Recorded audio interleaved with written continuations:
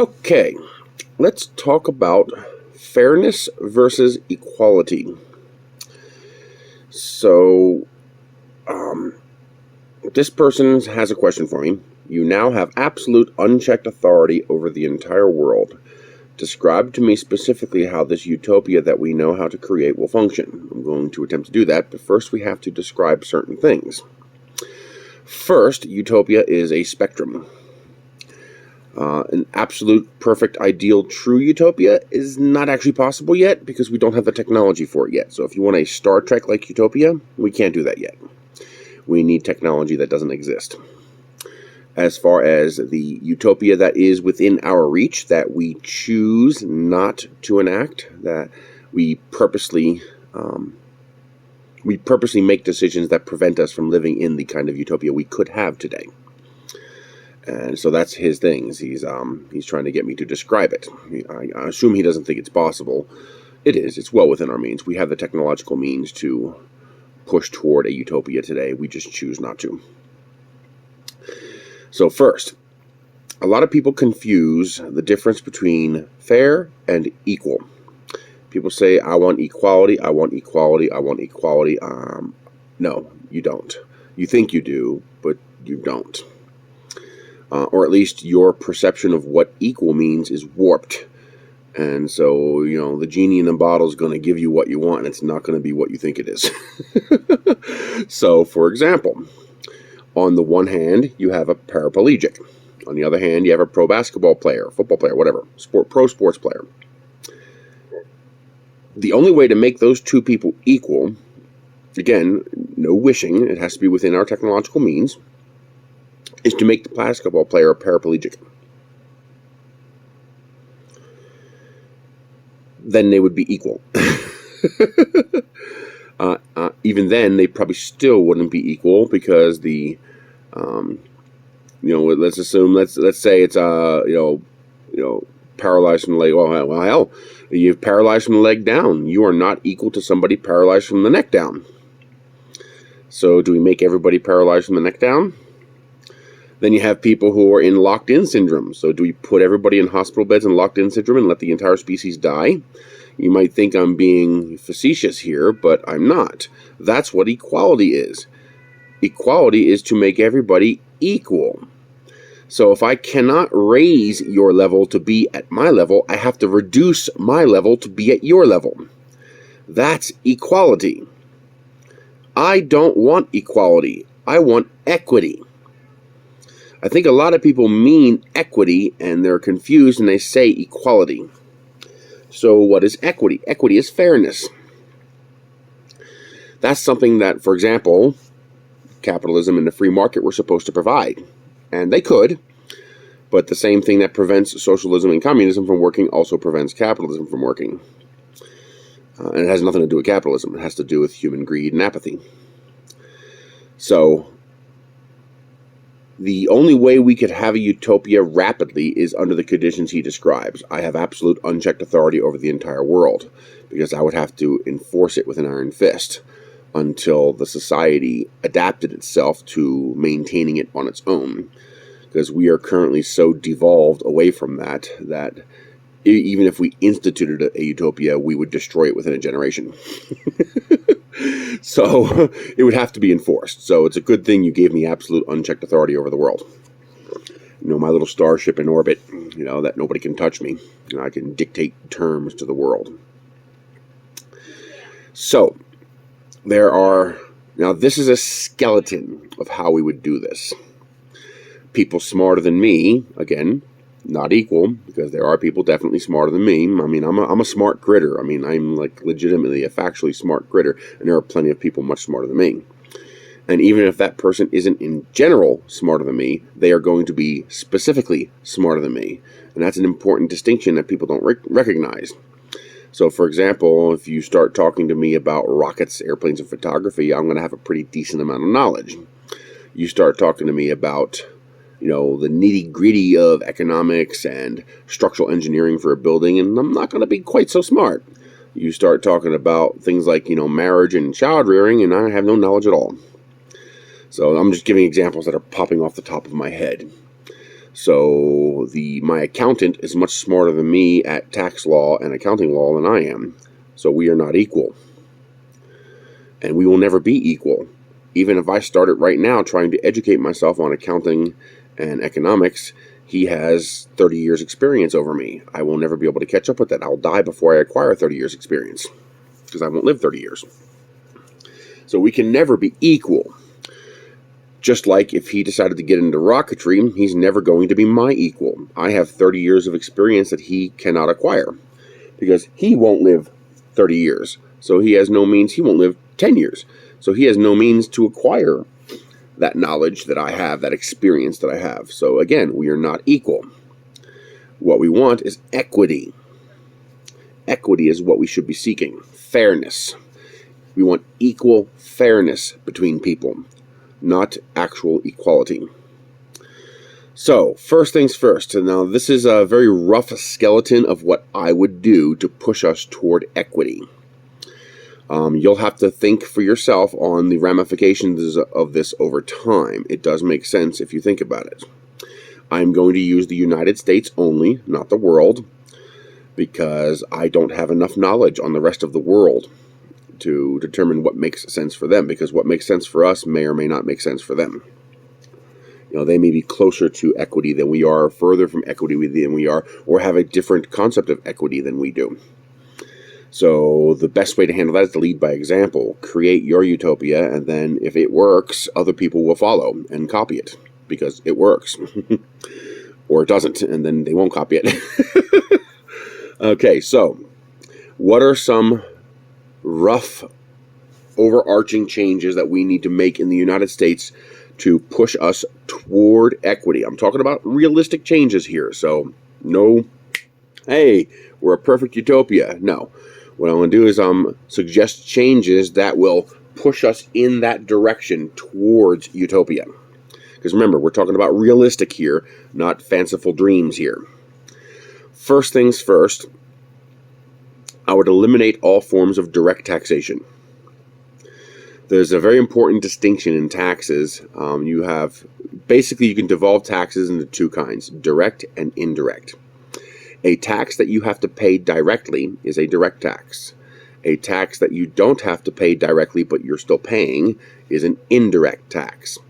So, for example, your Social Security federal income taxes, Medicare federal income taxes, your payroll federal income taxes, and your normal 1040, actually no, those are not direct, are direct taxes. Your well, they are direct taxes. They're not supposed to be. I'll get to that in a minute. State income tax, local income tax, county income tax, property tax, school tax, sales tax, DMV taxes, utility taxes, etc., etc., etc. Those are all direct taxes. They need to go away. They need to end. Because direct taxes are slavery. And you can never have equity if you have direct taxes. Because direct taxes are, by definition, regressive. They cannot be progressive, ever. Most people don't realize that any tax on your existence, any tax on your very being is a direct tax. It is a head tax. It is a slave tax.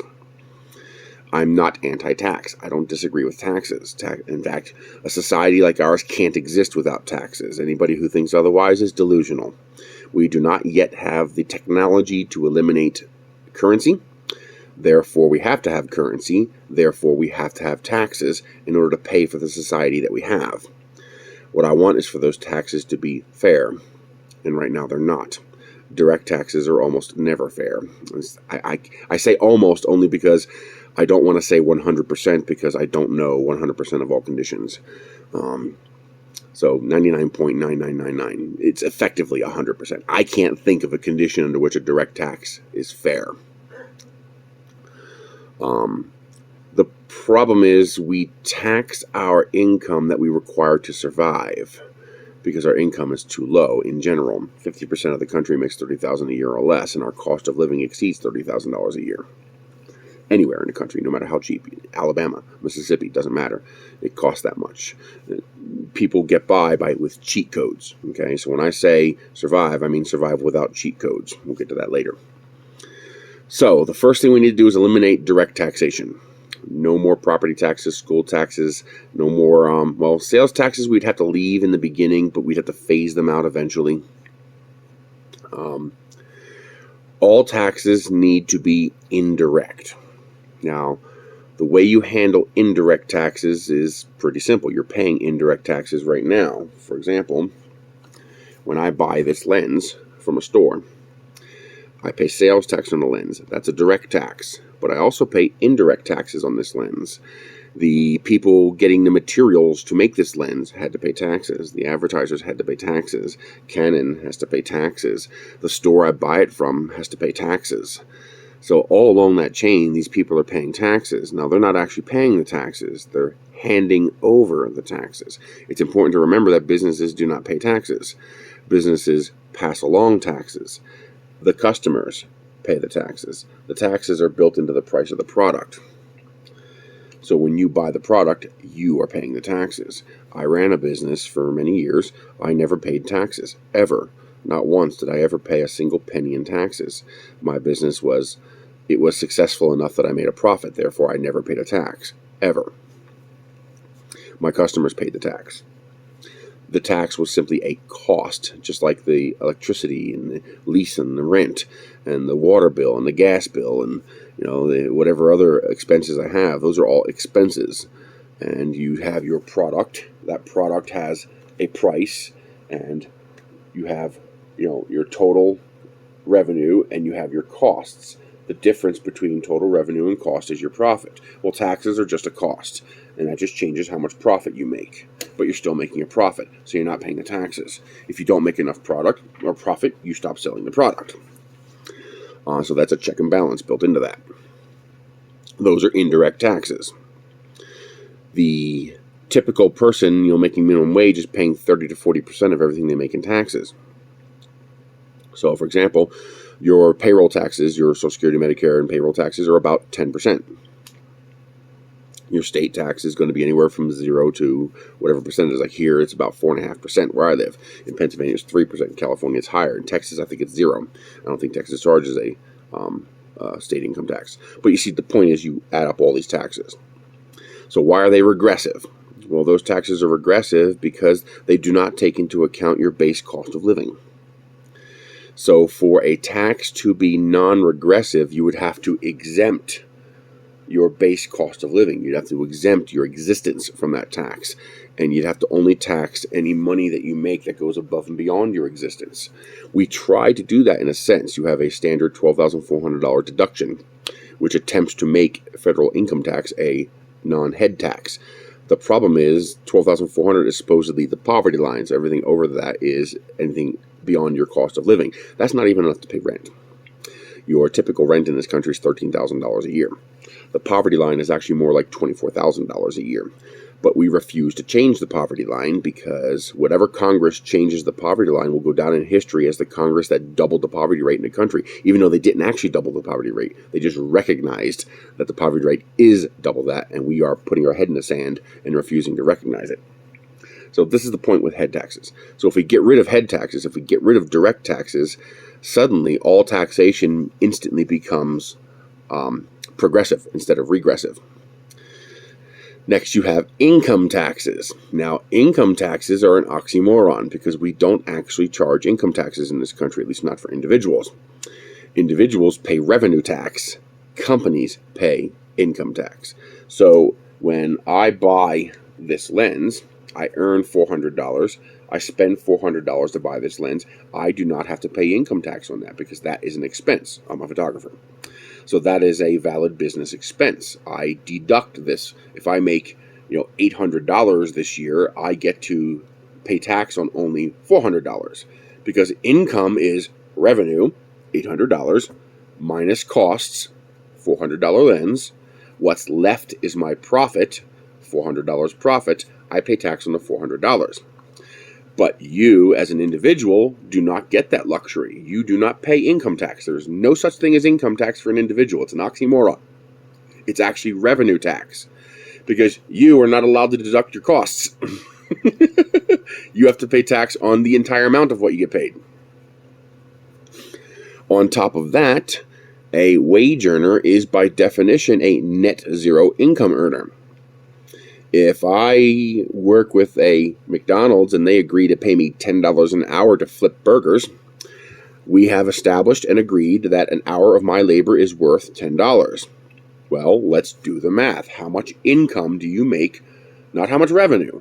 How much income do you make? Income is profit. It can be positive or negative. If I spend more than I make, then my income is negative. If I make more than I spend, then my income is positive.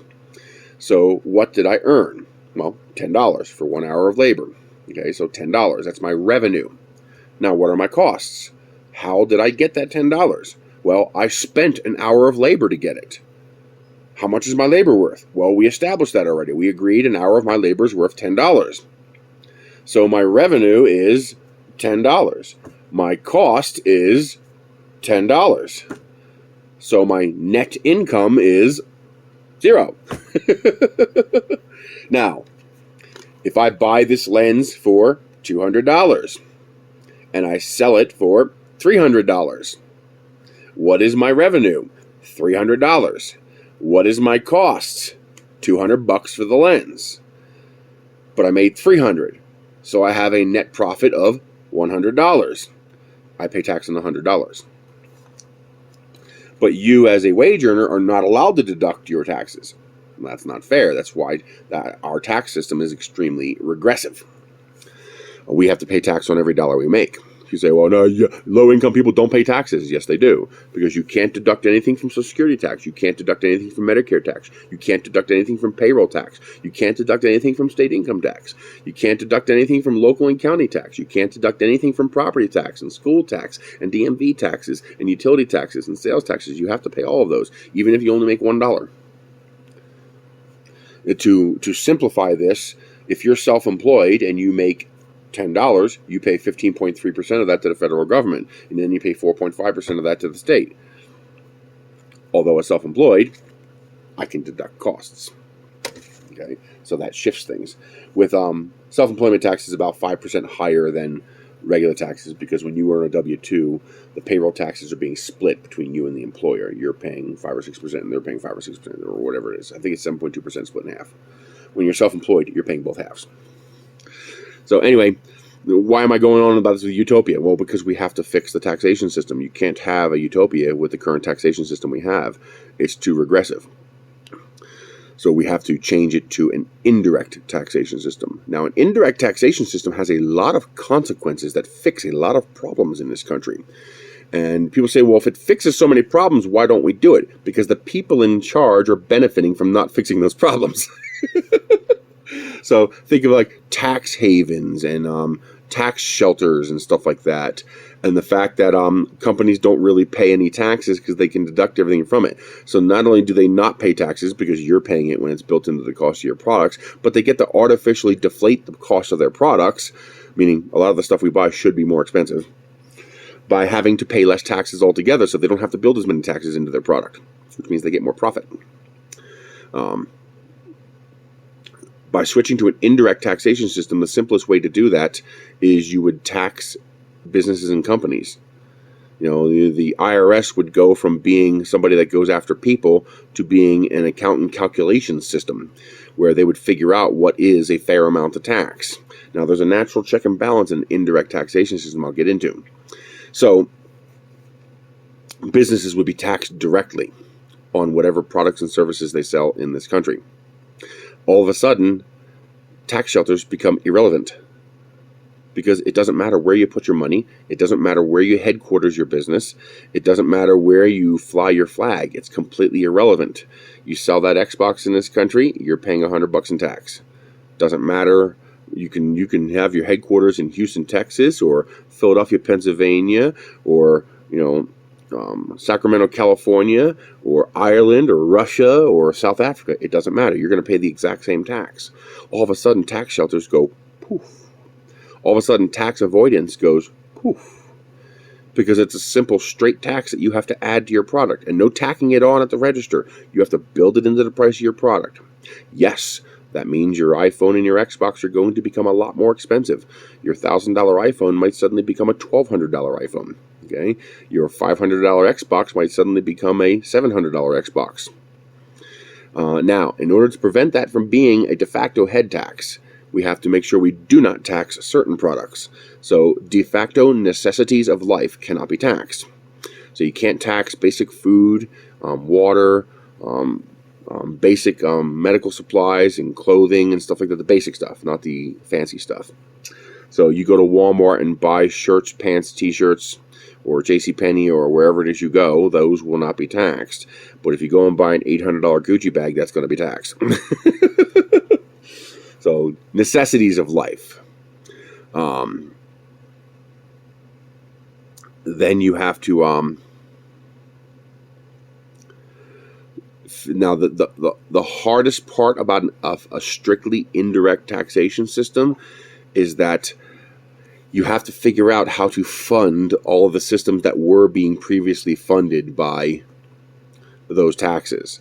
So, for example, you can't have property taxes anymore. So you have to figure out how to get a fair share of those taxes to those counties. And it has to be equitable. You know, the counties have to be able to operate. Most likely what you would do in order to make the transition easy is that you would figure out all the taxes that are being collected right now, come up with a value for those taxes, and then apportion those taxes everywhere relatively equally. Those taxes can't be, you can't make it direct in any way. Like, it can't be a sales tax because you're just shifting it and it stays inside the county, and you don't solve the problem. Now, another aspect of this is housing. We have to fix housing. Housing is one of the biggest expenses that you have in a person's life. Remember, we're all trying to work toward that utopia. You wanted the details, you're getting the details. The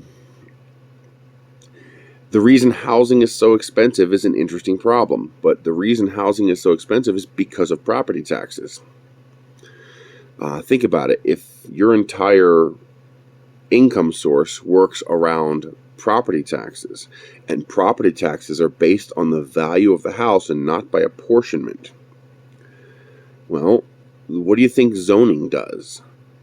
One of the reasons for zoning is, safety and, reliability of housing, but another reason for zoning is to artificially inflate property values. For example, look at the tiny home movement. In a significant portion of the country, it's illegal. You're literally not allowed to. You can't buy land, stick a tiny home on it, and live in it. You're not allowed to.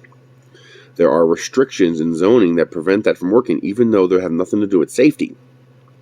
Those restrictions are in place to artificially inflate property values, because higher property values equals higher property tax collection, which means higher revenue for the county. That's why they do it. If we were to, now of course, once you start making houses more expensive, people start requiring loans to get those houses, and that makes housing even more expensive.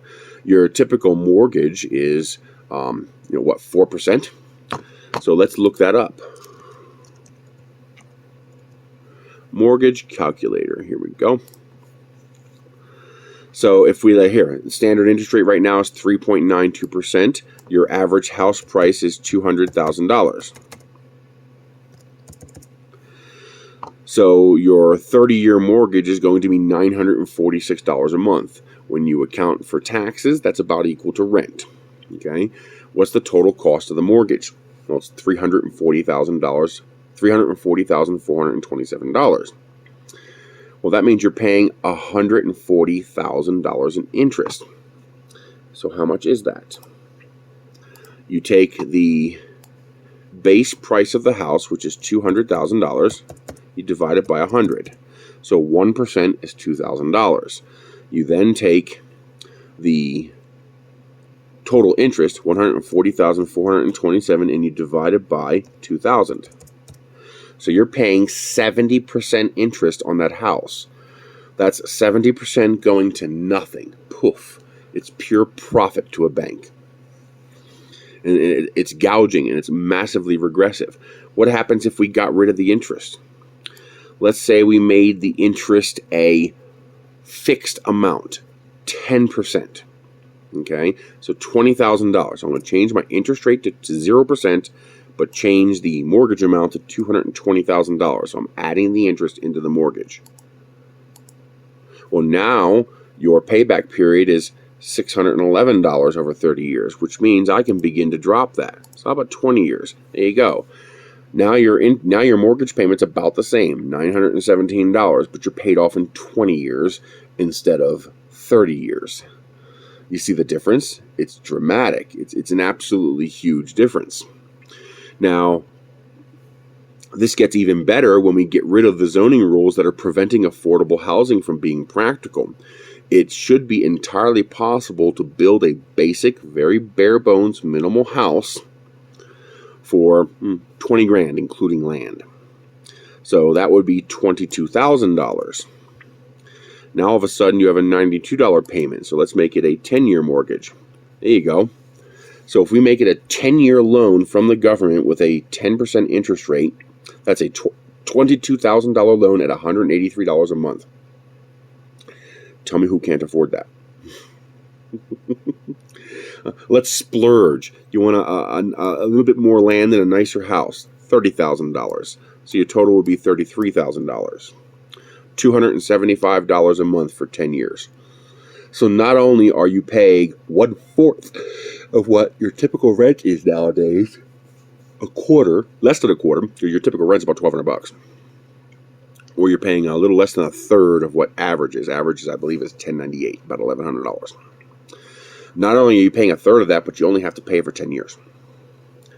Then after that, you own it. It's yours. And it can never be taken from you, because remember, there's no property taxes. Okay? We also need to make sure we shield our basic necessities of life from debt collection. So, for example, well, if you take out a loan on the house has to be collateral for the loan. But for any other kind of debt, they would never be able to attach your house, ever. Because people have to have a place to live. You can attach anything else, but not the house. Like, for example, here in New Mexico, we have a homestead protection.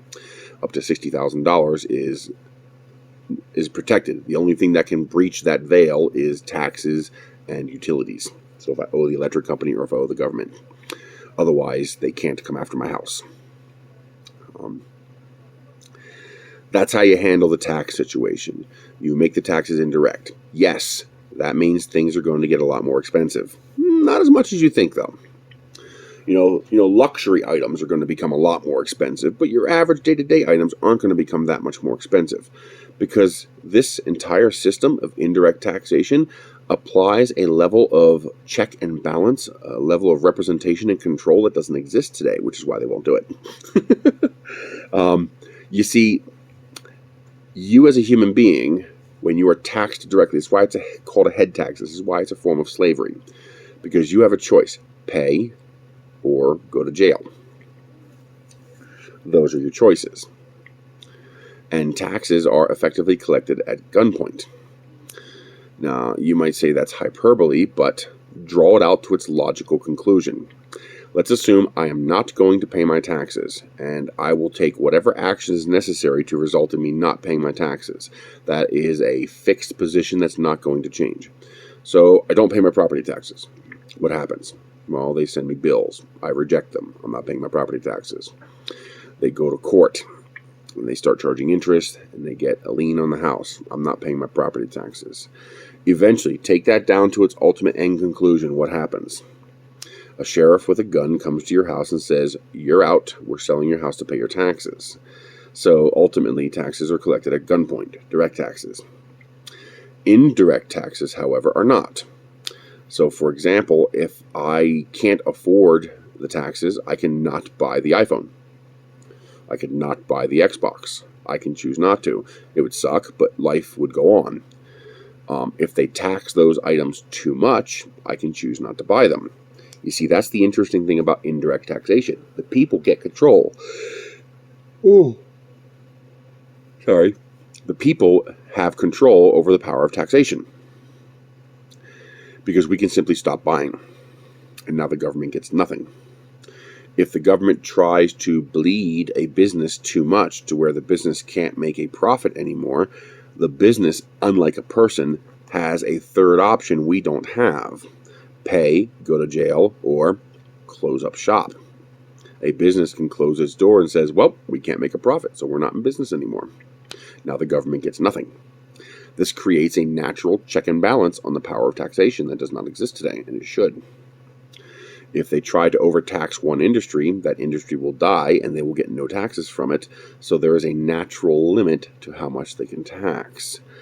This would also have to be combined with legislation that forces the government to fund public services first. So right now, whenever the government bitches about taxes, the first thing they do is threaten public services, which causes people to capitulate and agree to it. Well, we would make that illegal. In a proper taxation system, public services would be funded first, and everything else would only be funded if there is funds left over. So public services are the very last things they would be allowed to cut. That removes that leverage that they have. What this does is this forces the government to actually spend the money intelligently, and this indirect taxation system forces the government to do something it doesn't do today. It forces them to actually give a shit about the population of the country. Because now their ability to tax is directly connected to the ability of the public to spend. If we stop spending, they stop getting taxes, and there's nothing they can do about it except to improve our quality of life so that we go back to spending. This puts all the control in the hands of the people where it belongs. This is part of how you move toward a utopia. So as you can see, we are now fixing the tax system, and we are also now fixing the housing system. The next thing we need to have for our utopia is universal health care. No exceptions, no negotiation. If you exist, you have universal health care. Period. End of discussion. Anything you need is taken care of, regardless of what it is. No death panels, no bullshit. It's just universal health care. If 29 of the 30 countries on this planet can manage to somehow do some form of it, we're number 30, we can manage it as well. We already pay for it. We already pay more per capita for healthcare than any other country in the world except Finland. So we wouldn't even have to add taxes to pay for universal healthcare. In fact, once we instituted universal healthcare, our taxes would go down dramatically. A lot. Because we are currently overpaying by a factor of at least 100 to 1. And that comes from greed. Remember, we're not looking for equality, we're looking for fairness. So you now have fixed the taxation system, you have now fixed the housing system, and you have now fixed the healthcare situation. Now suddenly a $12 minimum wage is a living wage anywhere in the country, for the most part. You want to live inside New York City, that's different. You want to live in San Francisco, that's going to be different. But in general, a $12 minimum wage would be livable pretty much everywhere. Because right now, what are the biggest sinks on your income? Rent and healthcare. Those just went poof. You can now afford to buy a house. People say, well, I don't want to live in some clunker, shipping container converted home, that's 900 square feet. Well, how many fucking square feet is your apartment?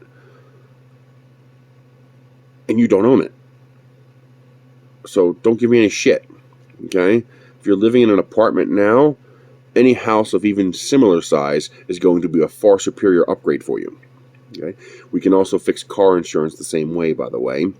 I propose to eliminate liability car insurance altogether.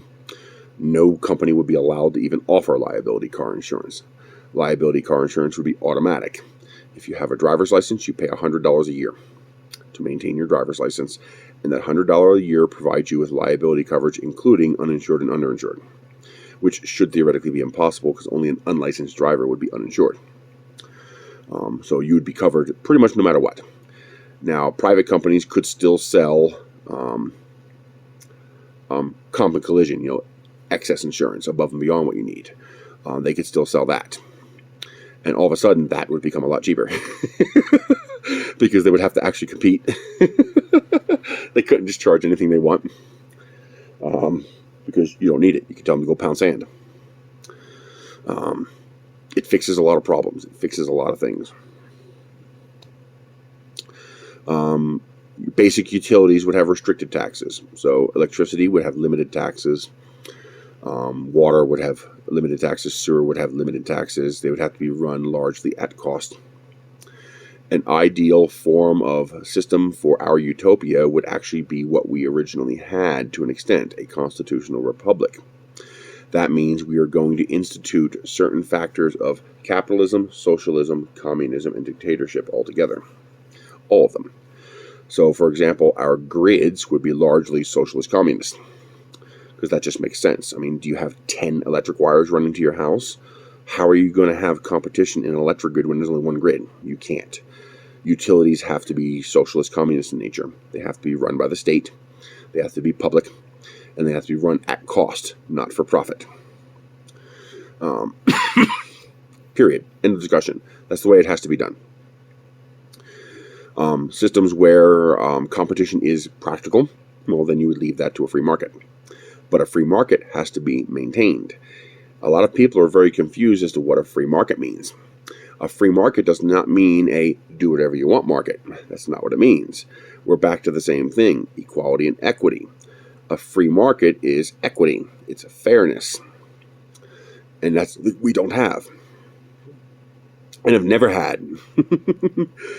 People like to blame a lot of our problems on capitalism without realizing that the United States is not a capitalist country. The United States is an imperialist plutocracy. China has more capitalism than the U.S. does, and let me tell you, it's given their communist government conniption fits. Because they don't dare clamp down too hard because they'll ruin what they have. So it's kind of a battle going on there, but China has more capitalism than the U.S. does. The U.S. government is imperialist. We have 800 military bases around the world. We are Imperial Japan of 1940. We are the new Japan. And our economic system is a plutocracy. People say, well, no, the plutocracy is a form of capitalism. The fuck it is. It absolutely is not. Capitalism is where the people own the means of production for profit other than the government. The reason it says private ownership and not the people is because government is also made of the people. So they had to make that distinction. They couldn't say the people because then the government's people. So they're making a distinction between non-state people and people. So they call it private individuals, private ownership. But ultimately that is the same thing as saying the people. When you say the people, you're not referring to the government. You're referring to everybody who's not in the government. The same thing in the definition of capitalism. Private ownership means exactly what it says, other than the state. Well, when your corporation acquires state-like powers, you are the state. That's a plutocracy. It's not capitalism. It's anything but capitalism. In fact, capitalism is the answer, which is why they demonize capitalism. They don't want us to go back to capitalism, because capitalism would take away their billions. But capitalism has an Achilles heel. It can only exist in a free market, and a free market has to be aggressively regulated and maintained. The problem is, in order to avoid a dictatorship, the government has to be able to put the boot down and stop interruptions in the free market, and then once the free market is restored, step back and stop regulating and let the free market do its thing, only stepping in when the free market is disrupted and they need to restore it. Well, our government doesn't do that, and our corporations don't want them to do that. So no free market means no capitalism. We are not a capitalist country. Capitalism is your mom's bakery shop and your dad's, car repair shop and your son's YouTube channel. That's capitalism. What we have today is not capitalism. We need to use capitalism where capitalism makes sense. We need to use democracy where democracy makes sense. We need to use socialism and communist aspects where they make sense. And we need to use dictatorship where it makes sense. For example, our Constitution, the supreme law of the land, is a form of dictatorship. It says, you shall do this. You shall not do this. That's what a dictator does. Okay?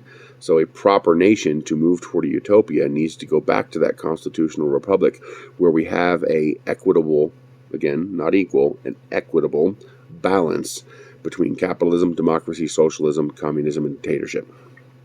We need that balance that we don't have. The next thing we need to do to move toward our equity, toward our utopia, is we need to fix the education system in this country. We have one of the worst education systems on the planet, and we do that intentionally because an uneducated population is an easy to manipulate population and easy to control population, which is why we intentionally destroy our population, our education system. We want to use it for training and brainwashing and not for educating. Because if you watch my other video, the primary reason we can't achieve a utopia is because of the presence of greed and apathy. Unrestricted greed tears down anything that is good for the people in general in favor of the few. Currently, 0.1% of the population owns more wealth than the bottom 90% of the population. Not the bottom 10%, the bottom 90% of the population. And we are starting to encroach on the top 9%. The 90 to 99%, even that part of the population is starting to suffer at the wealth distribution that is shifting toward the 1% and the 0.1%. To give you some idea of how ridiculous these numbers are, consider $1 trillion. People talk about how many trillions of dollars in debt we have, and they don't realize it's monopoly money. It doesn't mean anything. It literally doesn't mean anything. If you came up with let's say you were born 2,000 years ago, 2,021 years ago, January 1st, 0 AD, and you came up with this great idea, this little widget you invented, okay? It is an absolute hit. You make $1 million your first day in business. You stay open 24/7, 365 days a year. You make $1 million every single day. That means in a year, which is 365 days, you make $365 million. When do you make your first $1 trillion?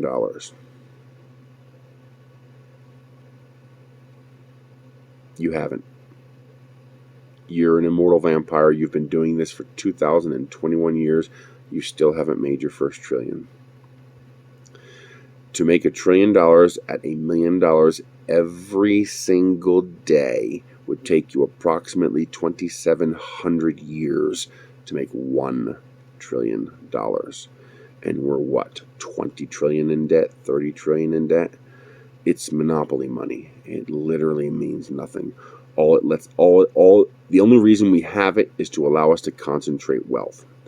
Because most people don't realize that when you have inflation, first user is immune to the effects of inflation.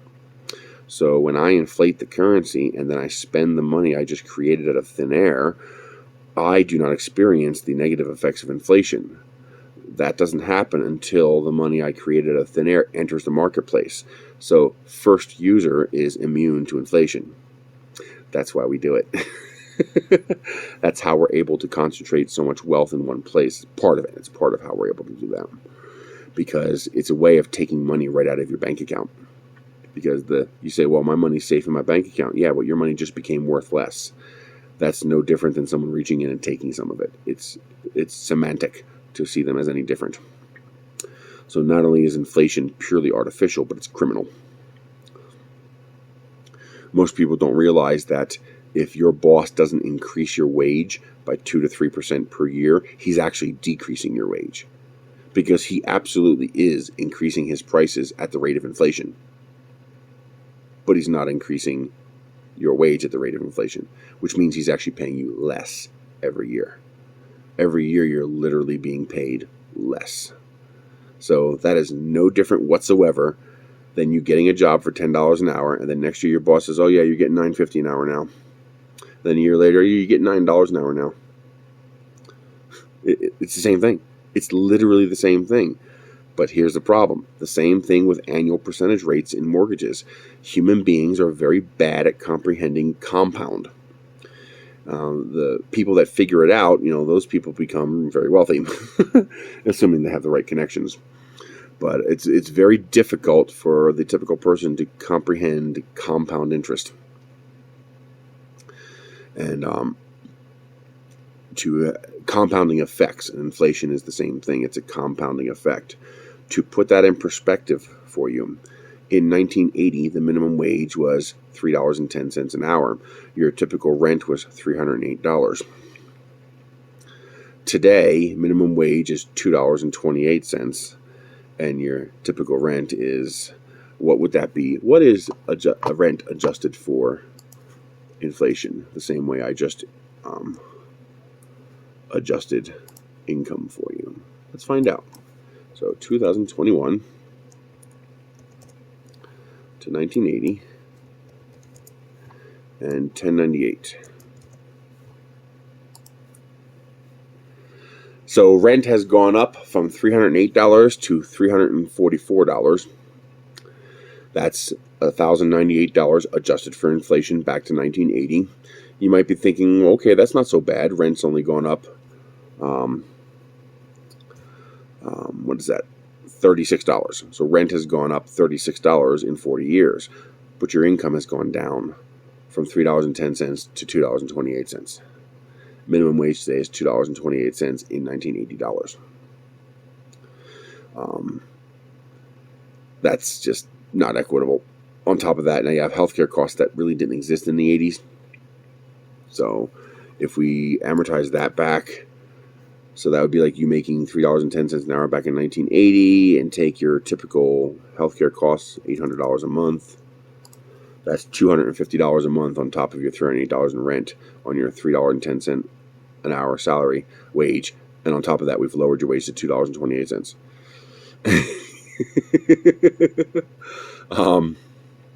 So yeah, it's kind of freakish. I mean, if we made the minimum wage today $15 an hour, that would actually only be equivalent to $4.70. So that is an increase of $1.60 in 40 years. I don't know about you, but a $1.60 raise after 40 years is not asking a lot. The way to have our utopia, to have fairness, is for people to have a say, for people to have a seat at the table. And as long as the majority of the population is struggling to survive, you're going to have that problem. That problem is just not going to go away. We have to be in a position where people have a say, where people have a voice. The reality is, we should be making, 3 or 4 times what we're making now, and we should be working, a third the hours, because that's what should happen in a utopia as you improve efficiency, as you automate, as you reduce costs. As you do that, those savings should be passed on to society as a whole. You're still making your profit. Society also benefits. It's a win-win. Everybody wins. That's how you push toward a utopia. We don't do that. We keep all the wealth at the top, and you get the dystopian future that we have now. What's happening is people are starting to wake up and recognize this dystopian future for what it is. You hear all this hullabaloo about, Uber drivers and DoorDash drivers and stuff like that, starting to freak out at lack of tips and stuff like that. Well, what's happening is they are starting to realize the true costs of performing that kind of work. And once they start realizing the true costs of performing that kind of work, they're starting to do their taxes, they're starting to take business records, because they're doing that stuff more full-time now, instead of just like, every other weekend kind of thing for a little bit of, beer money. They're starting to realize that, holy shit, I'm actually paying Uber to drive for Uber. It's costing me more money than I'm making. If, for example, in order to make DoorDash viable, DoorDash is not a viable business. Uber Eats, DoorDash, stuff like that, they're not viable. They shouldn't even exist. In order to make DoorDash viable, your average fee for each delivery would have to be anywhere between $14 to $18 per delivery. So if you got $10 in McDonald's food delivered to your door, it would cost you $28, $24 to $28. And that's just to pay the driver's costs, the existing profit the company makes, and a wage of $10 an hour to the driver, for what is actually a very high-risk job, mind you. It's the 5th most dangerous job in the country, delivery drivers. Truckers, delivery drivers, postal workers, etc. It's the 5th most dangerous job in the country. And these people are starting to realize, holy shit, I'm not actually making any money. And they're starting to freak out, justifiably so. You look at some of the anti-competitive practices we have right now. Bezos is pushing for a $15 minimum wage. So why would Amazon push for a $15 minimum wage? They already pay $15 an hour. Minimum wage for Amazon is $15 an hour. They don't pay anybody less than $15 an hour as far as I know. So why would they push for a $15 hour minimum wage? Well, because their competition, for example, like Walmart, is able to undercut them because they don't have to pay $15 an hour. So by getting a $15 an hour minimum wage, it would have no effect on Amazon, but it would increase the costs for their competitors, which would make it easier for Amazon to compete with them. Isn't that nice? I mean, oddly enough, I agree with it still because we need it, but still, it's kind of messed up. Well, there you go. That's how you push toward a utopia in today's society. We have more than enough land. We have more than enough space. It's just a matter of greed and apathy. We need universal health care. We need minimum wage to be a living wage, the way it was supposed to be, the way it was designed to be. Minimum wage was intended to be a living wage. That's why it was created. Go read FDR's speech from 1933, his address to the nation on minimum wage. He literally says what I said: if your company can't afford to pay a living wage, you have no right to exist. Companies being able to pay less than living wage is just welfare by another name. The companies are existing on welfare. So living wage, universal health care, removal of direct taxation in favor of indirect taxation, affordable housing then becoming legal because we can then start pushing back on zoning. I forgot to get into the details on that. The reason property taxes causes inflation in housing prices is because we make houses more expensive to meet the zoning requirements, and the zoning requirements are there in order to force you to make the house more expensive, because a more expensive house can have more property tax attached to it. That's why counties push for zoning restrictions, because it forces the price of houses up. And when you force the prices of houses up, you increase the amount of property tax you can collect. That's why, for example, my town here has effectively banned mobile homes. I live in a mobile home. It kind of freaked me out when I heard about it because I was afraid they were going to take my home. No, you're grandfathered in if you have one already. But, for example, I can't add a mobile home to my property if I wanted to. Because it's not allowed. The zoning won't allow it. Why? Well, because you can't collect property taxes on mobile homes. You can't charge someone $2,000 a year for a mobile home for property taxes because they depreciate in value. They're not worth anything. They lose value. They don't gain value. So they want to ban mobile homes to force people to build more expensive homes. And when they build more expensive homes, they can charge more property tax. That is the reason they do it. So if we got rid of property taxes, we would get rid of the incentive to create zoning that forces more expensive housing. That also means that whatever system we create to fund counties can't be based on home value, because otherwise they would keep the zoning restrictions in place to keep the values high to increase the amount of money they would get from the national system. So we would have to disconnect how much money they get from property values in order to avoid the same problem perpetuating forever. Once we do that, we can push back on zoning restrictions that have nothing to do with safety and everything to do with keeping property values high. Once you do that, affordable housing becomes both practical and legal. And that's the goal, to make housing affordable. So affordable housing by restricting direct taxation, universal health care, improving education, paying a living wage. This will push us all toward a utopia. At least whatever utopia we can acquire with our current level of socioeconomics and technology, which would actually be a pretty good life, mind you. It would not be a bad life. I mean, imagine if you could go to work and you only had to work 20 hours a week, and you could actually have a halfway decent life. Imagine if you could, share a house with somebody to split the costs with them, not to make it possible for you to have a place to live, but to make it possible for you to increase your net profit from your income, to increase how much of your income you get to keep because you're sharing those costs. So instead of cheat codes that benefit the wealthy, the cheat codes now benefit you, and you can improve your lot in life. And you know what would happen? Minimum wage would become irrelevant. You would no longer have a de facto minimum wage. It would still need to be there, but nobody would be paid a minimum wage. I mean, think about it. If we only had to work 15, 20 hours a week, and this company needed more labor, and they said, well, we'll pay you $15 an hour. No thanks, I don't need it. I make enough to live on, I'm okay. Well, now that company would have to raise their offer in order to entice workers. Okay, I'll pay you $20 an hour. Yeah, I'll take that. That's worth it. I quit my current job and I go work for them for 20 hours a week. And now my old job has to increase their wages to attract people.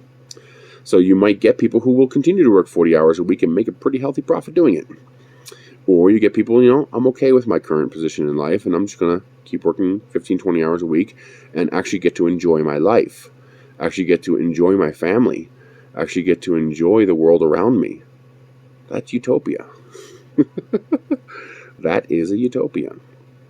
When work becomes something we do because we want to, not because we have to. When an engineer becomes an engineer because he has a drive and passion for it. When a person, is happy to go to work because they have a decent life. They don't have to worry about getting sick. They don't have to worry about having a place to live. They don't have to worry about putting food on the table. They can actually enjoy the process of life. Knowing that the little bit of work they do helps out society as a whole and we all get to live better because of it. That's a utopia. And we can have that today. There is no reason we can't have that today. It's a choice. We choose not to have it. There's nothing natural in our system. Our system is completely artificial. It is a choice.